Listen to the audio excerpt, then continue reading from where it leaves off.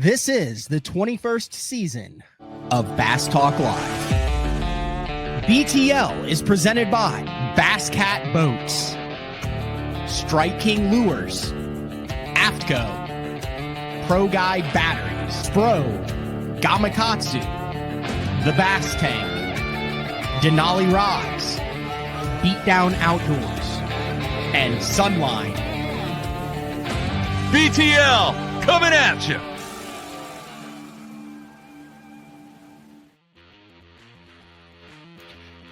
Good morning and welcome to another exciting edition of BTL Bass Talk Live, where we are going to talk about bass fishing. Recorded show today. I'm actually on a plane on this lovely Wednesday morning headed to Clarks Hill Lake in Georgia. Going to be fishing with Daryl Gleason and then headed to the Masters on Friday.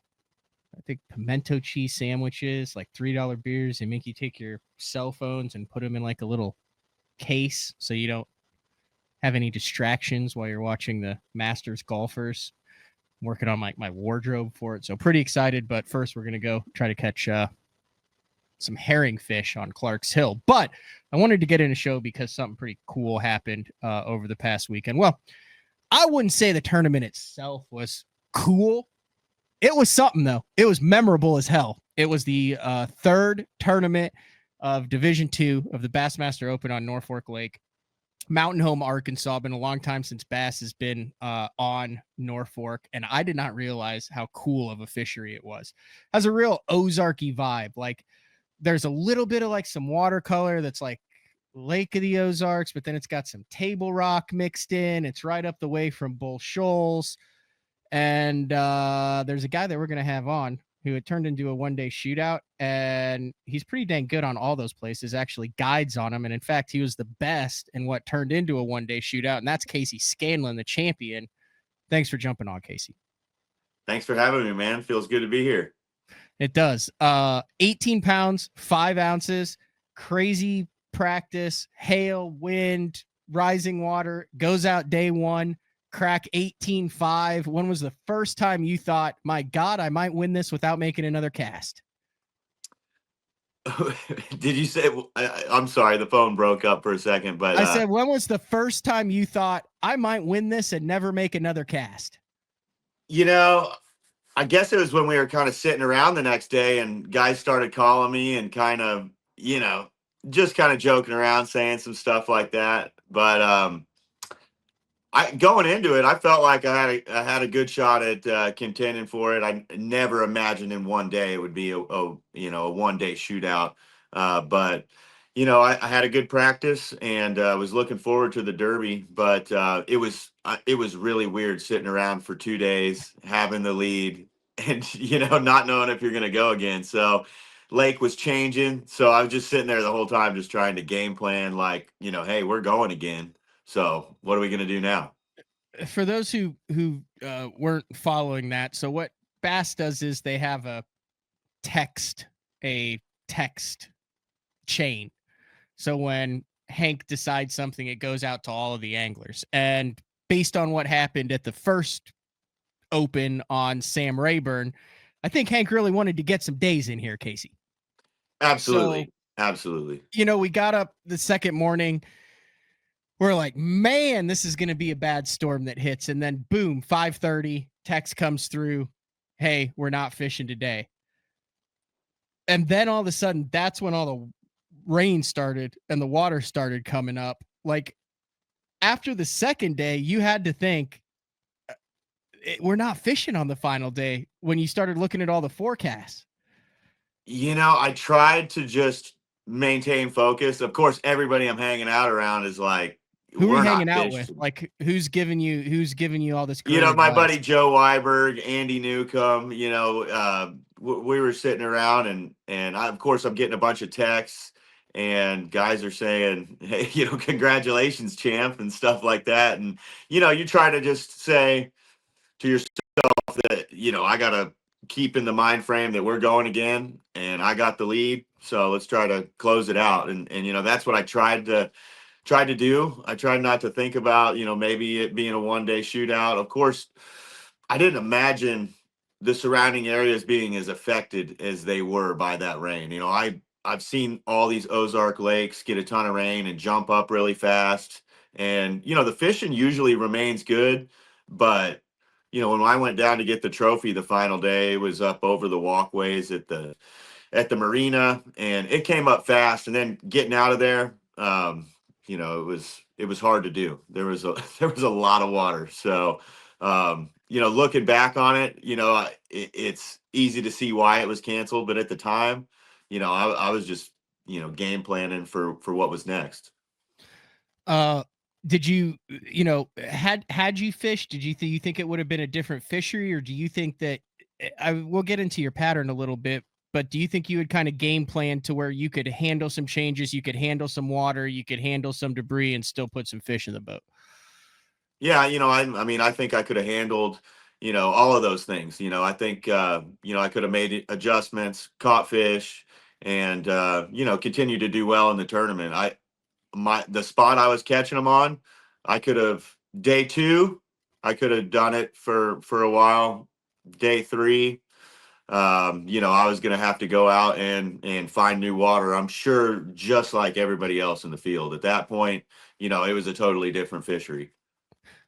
Let's run through how you got the job done, because we're talking old school pre-spawn Ozark rising water cold front stuff that's worked since the dawn of bass fishing. Is that a fair Right. assessment on how you got the job done this week? Oh yeah, yeah. Just fished, how I grew up fishing, and threw some confidence baits, and was able to get it done. Talk about the spinner bait. Now, I think when I had you on before, like, is this kind of your baby? Like, is this one that you designed and have all sorts of stuff that's specific for the Ozarks with and stuff? So, it is my baby. But I can't take credit for designing it. It was designed by an Ozark legend, Jerry McCutcheon. Okay. Lives at Truman Lake and is still a hammer. And he's won, I believe, 19 boats in a lake house on this one spinner bait right here. Wait, But it is whoa. 19 boats and a lake house? correct. Like So, he and fished a tournament that's for a one lake house? that's one guy. Can you believe that they used to give those away in tournaments? Like, Wait a that would be second. pretty sweet. Is this guy still around? Oh yeah. Is he chill? Like, would he come on and talk about how he won a lake house in a bass tournament? He might. But he's a legendary angler. Won a lot of tournaments on this lure, and it was a bait I grew up throwing. Had a lot of success in it. We started our trophy bass company, lure company, with a lot of baits that I have designed, like a swim jig, flipping jig, and a few other products. And so, I was able to, we were able to talk to Jerry and incorporate this into our lineup because it currently wasn't being built. So, we were basically, I was needing a spinner bait. So I did really well on this and FLW tour event at Lake Cumberland. I made a top 10 on it at Grand last year. So it's accounted for a lot of tournament success for me, as well as for a lot of other anglers, both nationally and locally. Walk through that spinner bait and some of the things that you think makes it better than just pulling one off the shelf. Well, we got half and half blades. So if you can see, this side's kind of showing the color on there. Well, if you flip it over, both sides have got gold on that other side. So it gives it a unique I didn't know that. look. So for the iTunes listeners, the bottom blade is a hammer gold number 5 willow leaf. Correct. With the other side is painted white. The top is it's a tandem willow leaf. Sure. And the top is chartreuse with the painted gold, and then just your standard white and chartreuse skirt. Sure. And I mean, we make it in some other colors and some other blade combinations, but all of them feature the half and half, blades. And, we use a different wire on here that gives it a ton of vibration, and it makes it like super durable. You can stretch this blade and it goes back into shape. I mean, you can get tons of fish off of it before it gives out on you. And then, it's got a flat head on here. We've got a little bend that helps it run even through the water column, which increases the vibration and, makes it a truer running spinner bait. So it's got a few things on it working for it, and been a great bait. just a staple in the Ozarks. Now I know a lot of guys. It was no secret that channel swing banks up lake with a jig. I mean, we saw Matt Herron and Randall Tharp go at it. I think you were fishing that tournament, weren't you? Yeah, I did When fish that in that happened, and tournament. didn't you do really well up at that or Bull Shoals? Or there was one where you you I almost think like that won an elite series yeah, the time before I think I finished second or on third Bull Shoals. at Bull Shoals. Had the So a lot of lead guys for a catching them on couple the jig. days. Uh, Yeah, w- what made you go? You had an interest. You had an old school rig tube, 4/0 Hayabusa, 4-inch flipping tube, 5/16 out weight, noticeably unpegged. I noticed it said in the article. yeah. Is that a little Ozark secret that you're giving out there now? I mean, it's a bait that I've thrown forever, and been doing well in tournaments on that bait. Same brand, same color, same everything since I was 15 years old, and it's a bait that works, and I've got a lot of confidence in the unpegged part of it. Is I just typically do not peg a weight. I feel like I get better hookups, and the bait gets better action, especially a tube. It's going to spiral down and fall a lot better. So I typically don't peg a weight unless maybe I'm flipping bushes or something, but that's just something I've never really done. And but the tube has been it's a good bait, and like you said, lots of guys throwing jigs, so it's a bait that I can, and I'm a jig guy. Anybody that's fished with me knows that that's one of my favorite baits, if not my favorite bait ever. And I just, in the springtime, I can typically go behind people and catch them better on a tube. Were you going behind people in this tournament on Thursday? I think we all were at some point in time. Those banks were all fished. Now there wasn't a whole lot of company where I was at. There was a few guys that kind of went through that stretch that was key for me, but I never passed by a boat really going down the bank. It was, I saw other guys in the area. Some other guys fished the stretch for sure, but a lot of guys. The lake is small, so it was pressured throughout practice and throughout the tournament. So um, that was always in the back of my mind. With the spinner bait and the tube. They're both a little different than what other guys are throwing, and so that in it of itself gives me a lot of confidence. Now I'm reading some of the articles about this tournament, and it sounds like you dumped a big one that you thought was going to cost you on day one. I did. I lost one as big or bigger than anything I weighed. I weighed a 5'9" in, and lost it on that spinner bait, which like never happens. So I was kind of beside myself about that. Usually when they bite it, especially the way this one bit it, they're in the boat. And man, I pulled him all the way to the boat. I was about to boat flip him, but he was just too hot, and he went underneath the boat.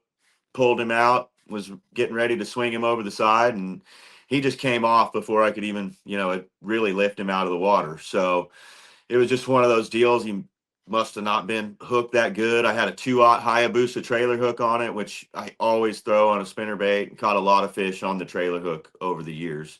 And man, the fish pummeled that thing, and I didn't get him. So I was, for a while, that was probably 12:30. I was scrambling. You're thinking, okay, that's a hard bite to recover from. But, I'd caught a couple big ones in that area in practice. I had already caught that 5'9" at the time and had a decent bag.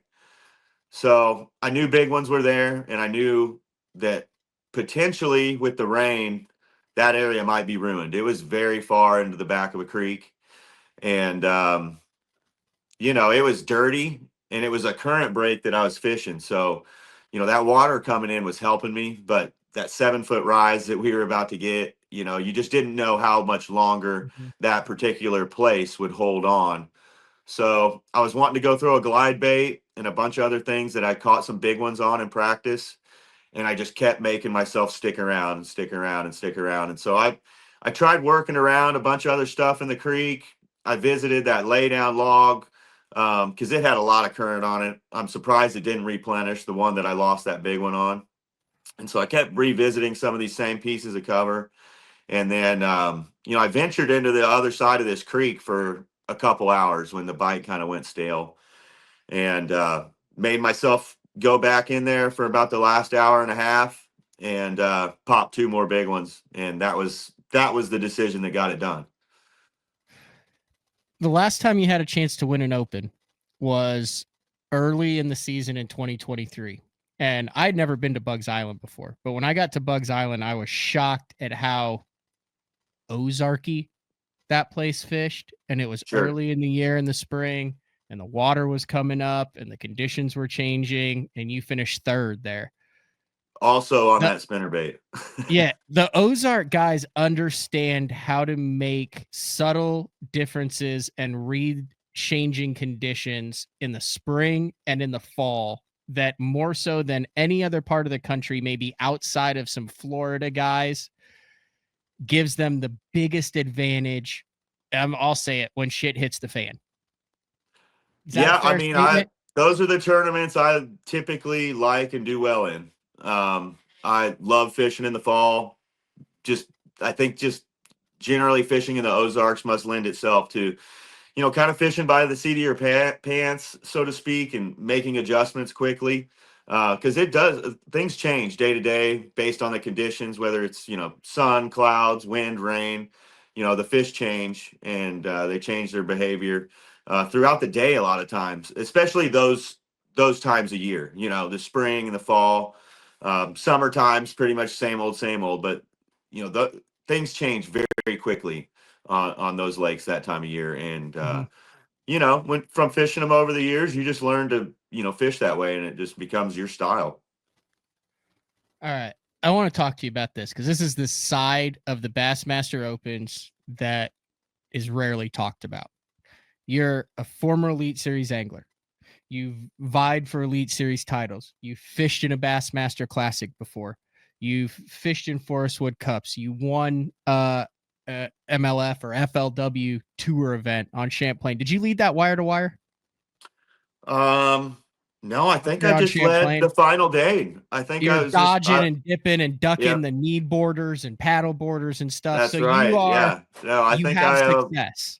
I think I came from, third, fourth to win that one. I was in, that position most of the tournament, I think, but yeah, that was a fun event.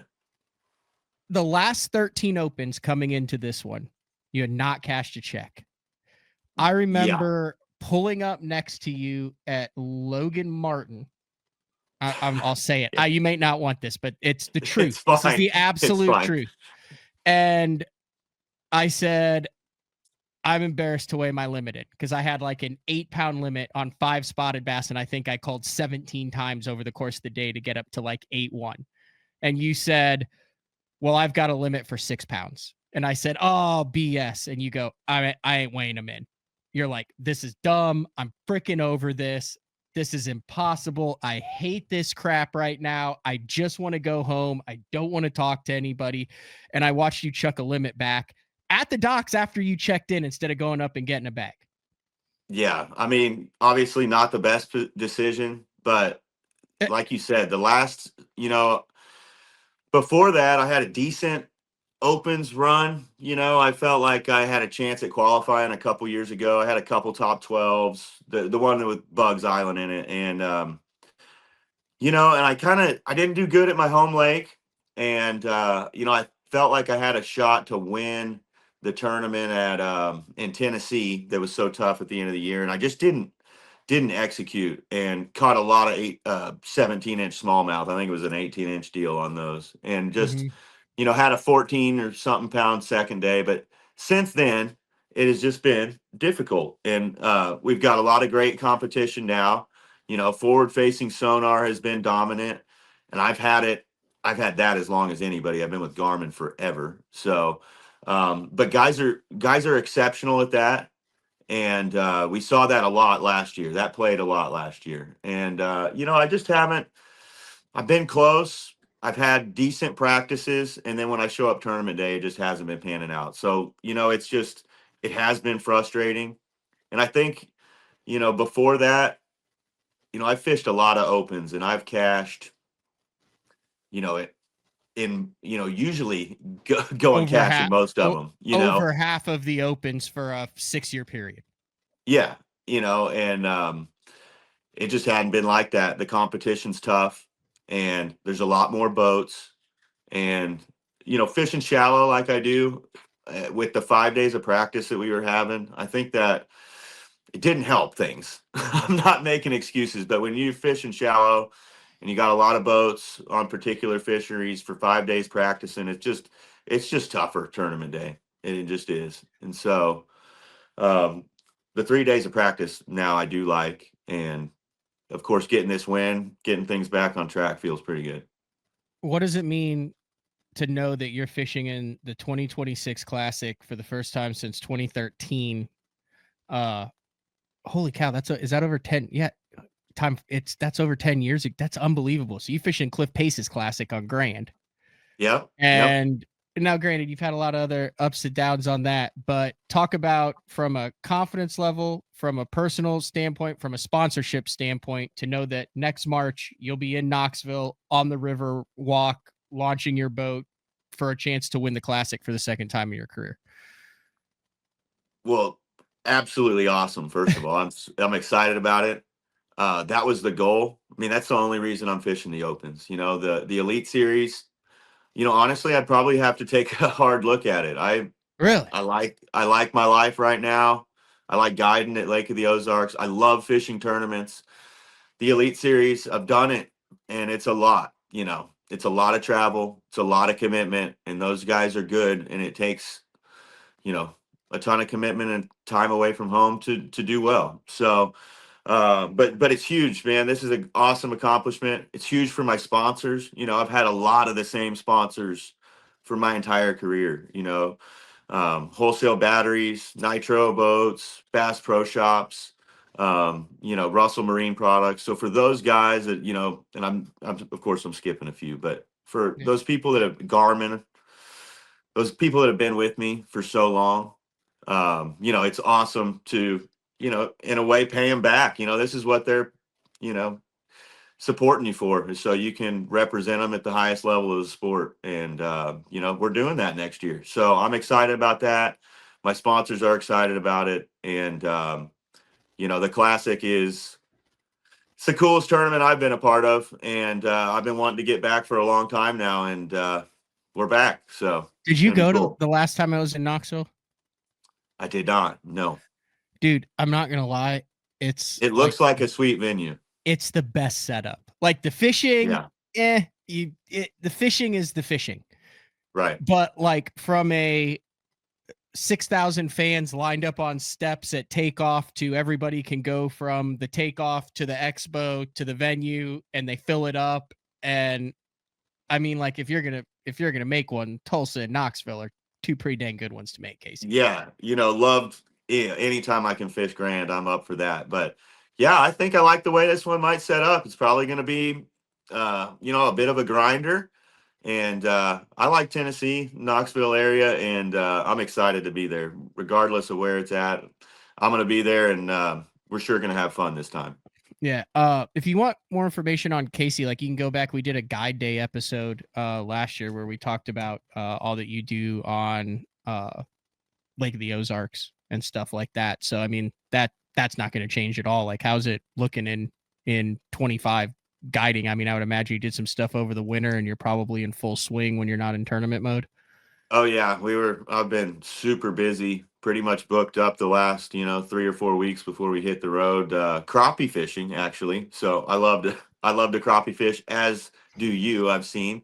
So Dude, we've just been killing them. Hey, I just made $1,500 on a crappie last Saturday. I saw that. That's pretty Dude, cool. Why do you not fish any of those? You got to get in on that. That's like the greatest thing. I was crappie fishing and I was shaking uncontrollably, Casey. Like crappie fishing. And then you catch it and it's like you're netting it and stuff. Like it's the deal. That's awesome. This is going to air on Wednesday morning. So one of the cool thing, or it's not cool, it's different. I actually kind of like it. One of the different things about the Toyotas this year, and I mean, unless you're a guy with a 9 to 5, then you have to take a lot of days off. But it starts on Tuesdays, right? Yeah, kind of odd, isn't it? Yeah, I've never heard of a tournament starting on Tuesdays. But if I'm going to fish a tournament, I feel like Tuesday, Wednesday, Thursday, constant flow, no recreational boats, very few other fishermen, ideal for the tournament, guys. That is true. That is true. You know, we had a little bit of a shortened practice. Water's changing over here at Kentucky Lake, just like everywhere else, every day. So, you know, I just as soon fish the tournament as opposed to practice for another day. So I'm ready. I'm ready for a Tuesday derby. You're hot. You're on a roll. There you go. So, Let's hope all we right. can keep it that so way. we're recording this. We're recording this on a Monday. It's going to run on Wednesday morning. Perfect. I want a prediction. What is your Tuesday weight in the Toyota Series on Kentucky Lake? What am I going to have? Yeah, like day one. Like when people are listening to this at 8 a.m. on Wednesday, like what was your satchel? What does your satchel consist of on Tuesday? Well, I'm hoping for 18 pounds minimum. So, and I think that's realistic. But I think I can do. I think I can do 20. I need an exact weight. Okay. I'm going back to back 18.5 again. Nice. Running it back. I like it. I like it a lot. We did that in the house before the first day of Kentucky, and we put $20 on it if we were within a pound. Yeah. I guessed 3 pounds, 4 ounces. That's how confident I was in the Open for my own weight on day one. I came in with 2.7. That was a weird tournament. That was those guys smashed them, but I was expecting to do a little better in that one. It was harder to get bites. Again, a lot of boats. Those Opens have so many boats. All right. Well, I hope by Wednesday afternoon I've got a unknown call from a tournament director explaining why that rule makes sense. And there you go. Maybe they'll change it for us. You know, I would love to get a piece of that. Like, do you know how much publicity that would give? Like, you should 100% be in. It helps them. It helps you. It helps everybody. The same with me. I agree. And I mean, we're not professional crappie anglers coming in to like pillage. Yeah. We just want to have a good time, promote the event. Absolutely. So maybe Casey, we'll get it greatly changed. Appreciate it. By the way, it looks like you're staying in like a nice ass house. It's pretty cool. It's like a little cabin right on the bigger cabin, right on the river here behind the dam at Kentucky Lake. So pretty cool setup. All right. Good luck this week. Thanks for jumping on. Congrats. Man, thanks. Appreciate it. Thank you. All right. That is Casey Scanlon. I think we're just going to wrap it up from there and have a great show. Really cool to see him win. Always pull for him, dude. Dude's always been super cool. And he has a positive attitude like 98% of the time. Always says hi on the water. Very courteous. So good to see him get another Open win. Go back to another classic. That's all we got for this morning. We'll talk to everybody. Wednesday? No day 4 with Frank Scalish because we did day 4 live on Tuesday morning. So it was day 4 on a Tuesday, a little bit of upside down world there. But we'll be back next Monday with a live show. Also, if you are not subscribed to BTL on the YouTube channel, check into that. Subscribe, turn the notifications on. I will be live from Georgia with Daryl Gleason, and you can catch that show if you have your notifications on. So this has been another edition of BTL Bass Talk Live. We'll talk to everyone later. See ya.